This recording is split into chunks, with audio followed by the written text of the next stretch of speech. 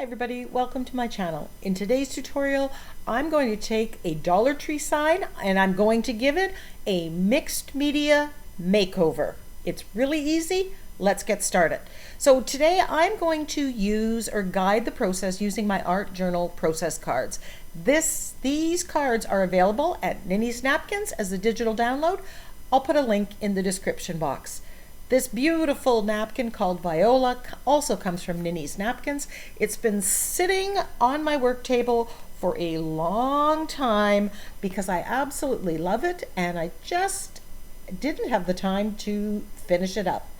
I had even cut out all the elements, and I highly recommend that you do this because once you do that, you see it as elements for a page or a canvas, not as a napkin. And it allows you to play with them and work on the composition. This is a 7 by 10, so I can move things around and make a decision about what will work on the size substrate that I have. So that was a 7 by 10 art journal page. Here is a 9 by 12. This one looks a little small here. So you're going to need something else. Now, if I put that, that's a little small. If I take the same one, and put that there, oh, that looks good in the corners.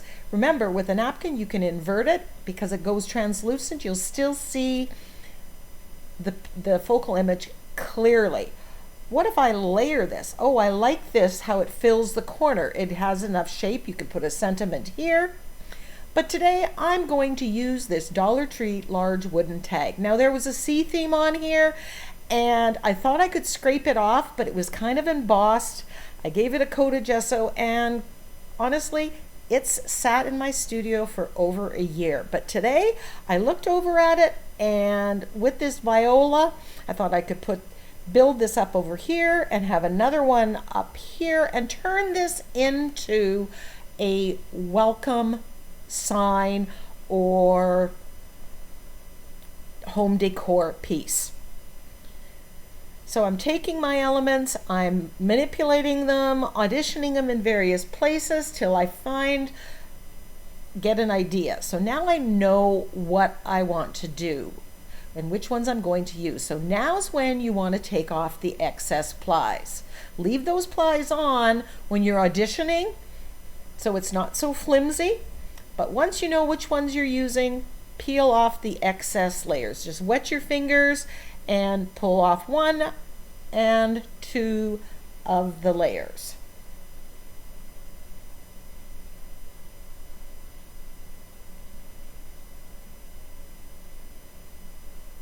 This large wooden tag, every season they come out with different ones that are like that, and if you don't like what's there, or if you want to use the other side and have something your own. But for $1.25, $1.50 Canadian, having a substrate like that, that's a really good price point. Now, this is embossed, and I don't want to see the embossed lettering, so I'm going to camouflage that by using tissue paper. Now, I could use my plain tissue paper from Dollar Tree, but I have this tissue paper that came in a box of shoes. There's words on it and there's little green leaves that match the same shade of green that's on that Viola napkin. So I'm going to use that. I'm going to crumple it up and cover this sign, which is then going to knock back the embossed part, so you're not going to be able to see that, and it's also going to give me some wonderful texture, and I have those leaf patterns and words in there, so that's like stamping. So don't throw anything out. You never know when you can use it. At worst, I could give this a coat of white gesso and it's just like white tissue paper. So here I'm just gluing it down with fluid matte medium, and I'm making sure that I'm keeping those wrinkles because I want that texture. 1, to block off that embossed part of the sign, and 2, because I love having the texture and the pattern in my substrate, and it's really easy benefit to get. Here I'm just putting some of the regular tissue paper on top just to knock back some of that green. Now at this point, I'm thinking I was going to paint or give a wash of color to this substrate, to it after the tissue paper was down. And I chose not to do that because I was really liking what was there. Now I had put a coat of gesso on that sign. Now once this is completely dry, and you're going to want to make sure that it's all dry, otherwise the tissue will rip. Now you could cut it with scissors, but it's really hard to get right close. So I recommend get a cutting board, get your X-Acto knife, flip it over and cut just like you see me doing here. Easy peasy. You get a nice straight cut, but you do want to make sure that that tissue paper is completely dry, and if you put more than one layer, warning, it does take a little bit of time to dry. So be prepared to give it some wait time. Maybe work on another page while it's completely drying. Or I might do this at night and then finish it in the morning when it's completely dry. Then I don't try to rush it and I don't end up causing myself problems. Now once you cut it off, you're going to notice that some of it isn't particularly glued down. So you're going to want to get your brush and your fluid matte medium and make sure that everything is completely adhered down. You're going to want to make sure, especially if you're planning on hanging this outside where it might get a little damp, you want to make sure that it's got a good seal. So I've placed my napkin focal where I think I'm going to use it, and I'm going to grab my Stabilo All pencil and just lightly sketch where this is going to go. And the reason for that is I'm going to add some stamping and some texture, and I don't want any of that under my focal image. I want this beautiful viola print to be as it is without, I don't want to see any stamping, I don't want any texture to interfere with it. So I'm just marking off approximately where that is. So now I'm going to do some stamping and some stenciling. And first I'm using this word stamp. I believe it's from Stamperia. I'll put a link in the description box. I love this stamp. I'm going to brayer on black acrylic paint and stamp on it. Now, remember, we have texture on here, so you are not going to get perfect stamping or stenciling on top of texture. And I don't mind because this is giving me some pattern. I like that it's broken up and imperfect. So I'm just going to keep stamping, adding more as I go. It's kind of grunging it up. And it's right about now that I'm thinking, you know, I'm really liking the background as it is. I'm not going to give it a wash of color. I'm going to leave it white. So I'm just stamping. I may, want a little bit of overlap where the viola focal print is going to go. I don't want a hard edge. So I'm just adding as I go.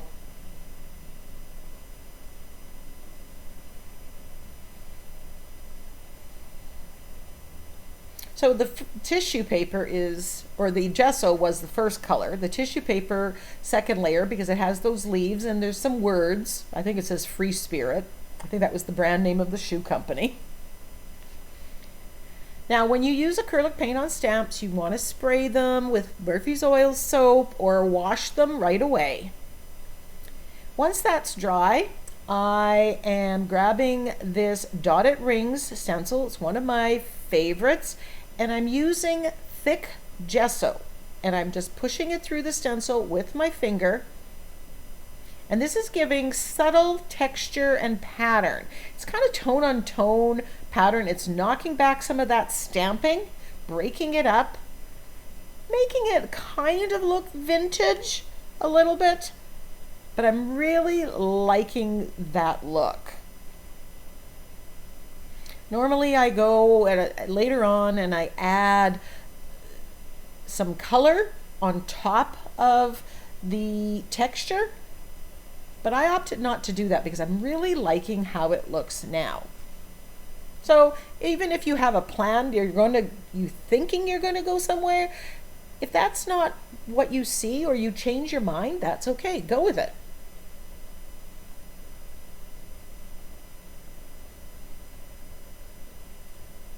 So again, I'm giving this some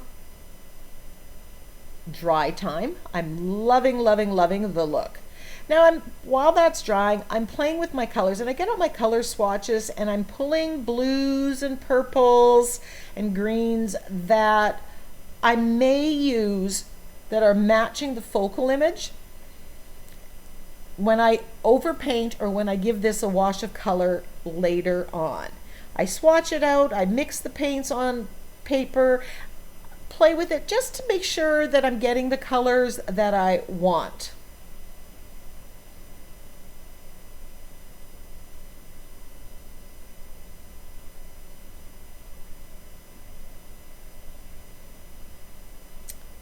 Everything's dry now, so let's see. Using the process card, so far we use the plain tissue papers to cover the background and to hide those embellishments. I did some stamping with acrylic paint. I stenciled with thick gesso. And now I'm applying a wash of white gesso, specifically where I'm going to glue down the focal image. The reason for that is I don't want those leaves to come through. The words and everything. I want the focal image to stay as the focal image, so I am going to white out this part. I'm just putting a coat of gesso. Nothing too fancy.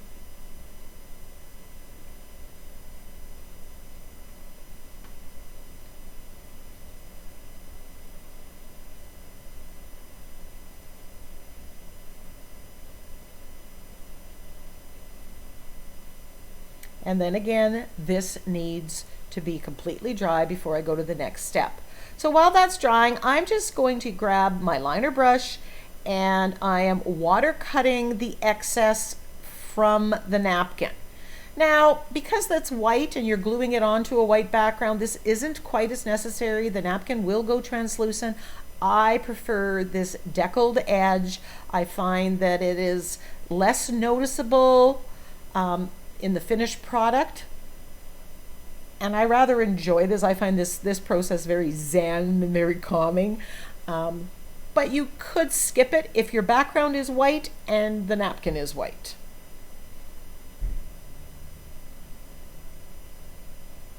With the napkin, you need very little water in order to do this, and you just work your way around. And then I'm positioning it in. Now these two I'm going to layer, so I don't want something behind it because that's going to show through.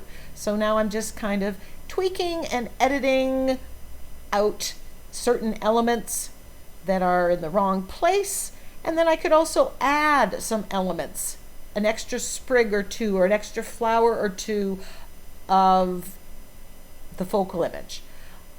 I just slop down a whole bunch of fluid matte medium, put the napkin in the place, and put a coat of matte medium on top.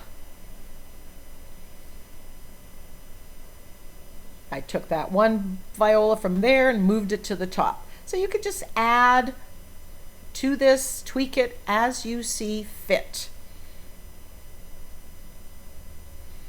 Here again, a coat of matte medium. I like using the fluid matte medium, the Liquitex brand. I've had success with it. That being said, I really haven't tried a lot of the other brands. Once you find what works, you don't shop around. Now there's some blank areas, empty areas here, so I'm cutting out some elements from the rest of the napkin and just gluing them in where I think they belong. Making sure I give it a coat. So there we go, where we just use napkins as the focal image. Then once that's dry, I'm flipping it over and cutting off the excess with my X-Acto knife. I am so in love with how this is turning out. Now I'm grabbing a makeup sponge and I've got black acrylic paint on it, and I'm just getting the edges black, and a little bit is framing the front of my substrate. Framing it with black, which is just really bringing out the black stamping and is going to go really well with the sentiment that I'm going to put on.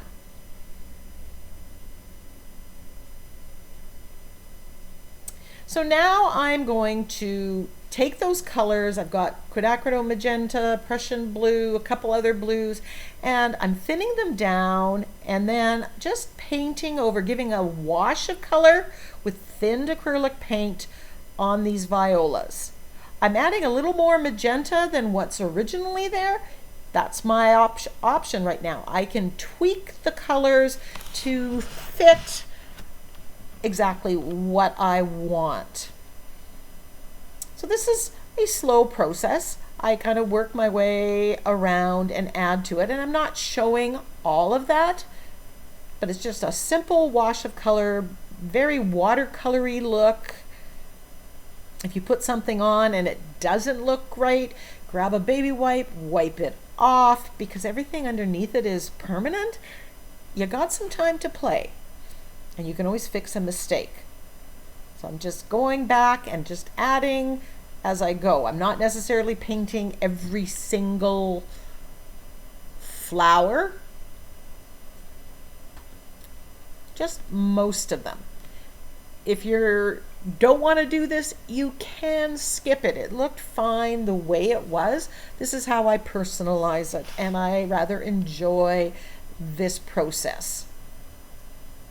Making it, I think it just makes it more your own, and it looks a little more painterly than maybe that you just glued something down.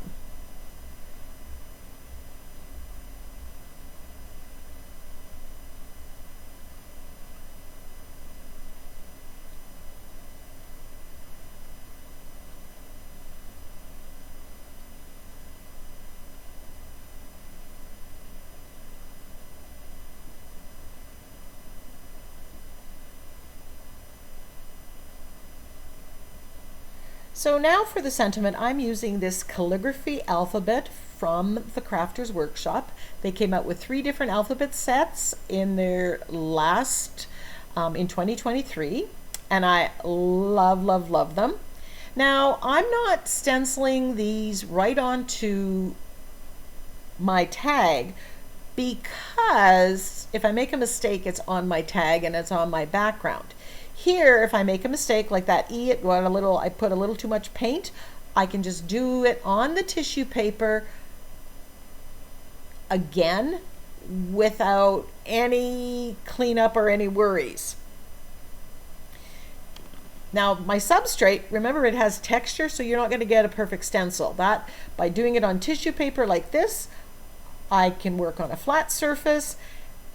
If I make a mistake, I just stencil another letter, and then I can glue them down like we did the napkins previous.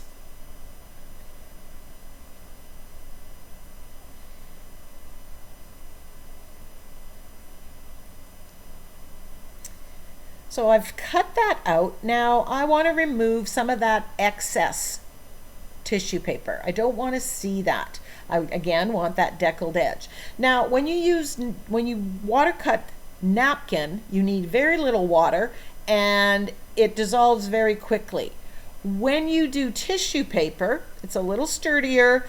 You need a little more water, and you got to give it a little time for it to soak in before you can remove it. So just a little bit different in the process. Now I like the spacing of my letters. It worked. I could have cut out every single letter, and that would allow you to move the letters, you know, put them in a circle if you wanted or whatever. I'm getting rid of as much of that excess as possible because I don't want it to show through. I can position it this way, or I can go at an angle, and I'm choosing to do it at an angle. Doing it on the tissue paper allows you to make sure that it's going to fit. Sometimes I've started stenciling something right on it and then I run out of room. Has that ever happened to you? I am sure.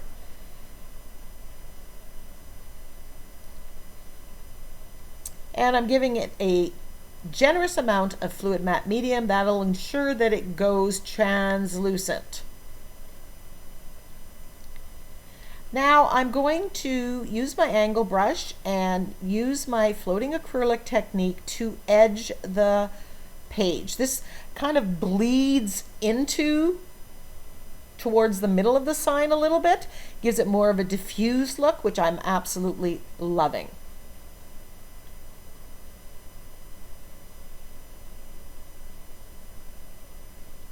Now there are holes at the top of this that you could put ribbon on. You can attach this to a wreath. I've displayed it in like a plate rack on my table, on my counter. Now here I've also gone back with the purple, some magenta and the blue to make a purple, and it's bled in and it's added that purple edging as well as the black, and it just really made a big difference, but I guess I forgot to put the camera on. Now I'm just going to splatter with some gold paint to give a little bit of bling. If I was doing that again, I might skip this step. It didn't add a whole lot to it. But there's a little bit of yellow on the viola, and I thought I'd introduce that to the rest of it. That was my thinking anyways, but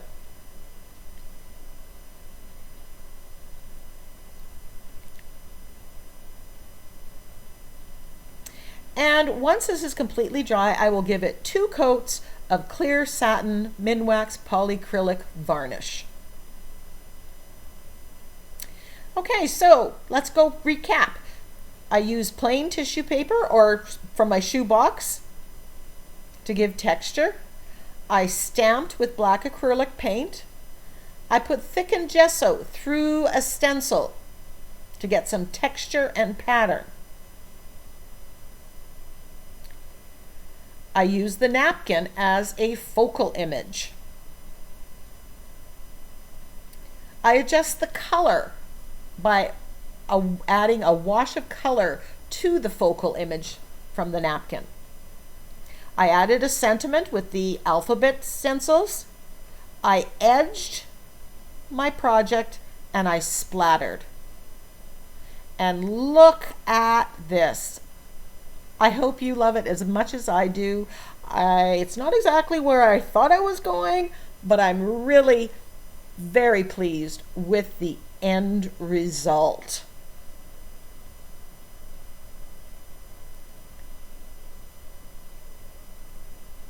I'm loving the purples and the blues with a little bit of magenta, very watercolory look, very soft.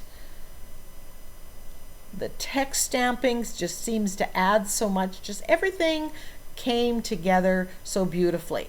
And here's what I can do.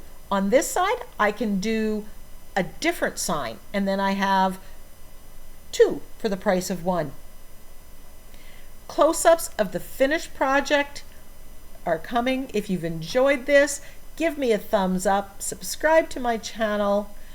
As always, ask questions. Until next time, go get creative.